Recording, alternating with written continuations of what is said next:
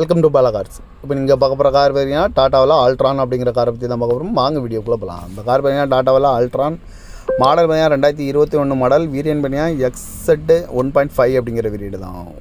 Owner பார்த்தீங்கன்னா ஒரு owner இருக்காங்க. இது ஒரு டீசல் வண்டி தான்.